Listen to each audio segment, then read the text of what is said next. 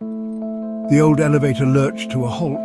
Adham glanced up from his comic book surprised. The indicator light glowed an eerie green floor 4, but there were no guests on the 4th floor.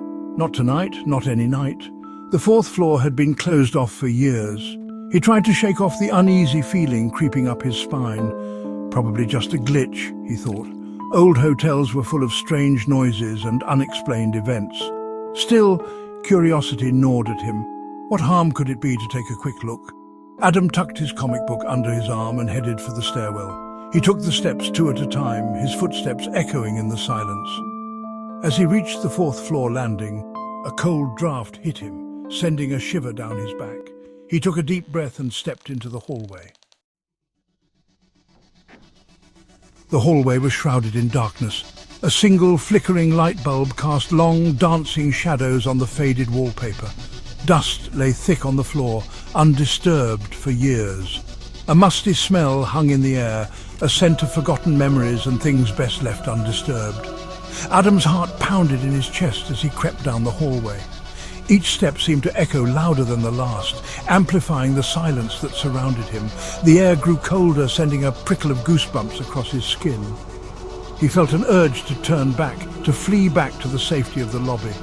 But curiosity, like a relentless tide, pulled him forward. He had to see what lay at the end of the hallway. What secret did this floor hold? As he neared the last room, a faint light flickered beneath the door. Room 404. He felt a chill, as if an unseen hand had gripped his heart. Hesitantly, Adham pushed the door open. It creaked loudly, the sound grating in the silence. The room was dimly lit, dust motes dancing in the faint light, filtering through a crack in the heavy curtains. The air was thick with the smell of decay and neglect. Cobwebs clung to the corners like ghostly shrouds. In the center of the room sat a single wooden chair. It was old and ornately carved, its once bright upholstery faded to a dull grey. The chair faced the wall as if in silent contemplation of some unseen horror. Adham felt a strange compulsion to turn the chair around to see what it faced. As he took a step closer, a floorboard creaked beneath his foot. The sound seemed to echo endlessly in the silence. He froze, his heart pounding in his chest, and then he heard it.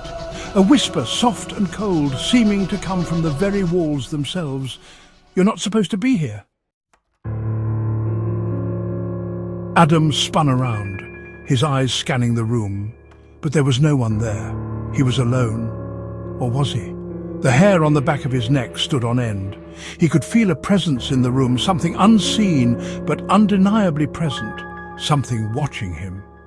Slowly, he turned back to the chair. His breath caught in his throat. The chair was no longer facing the wall, it was turned towards him. And sitting in the chair, grinning up at him, was a figure.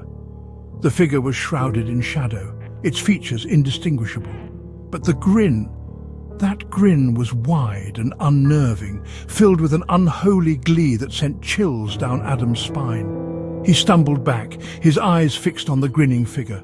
The door slammed shut with a deafening boom, plunging the room into darkness.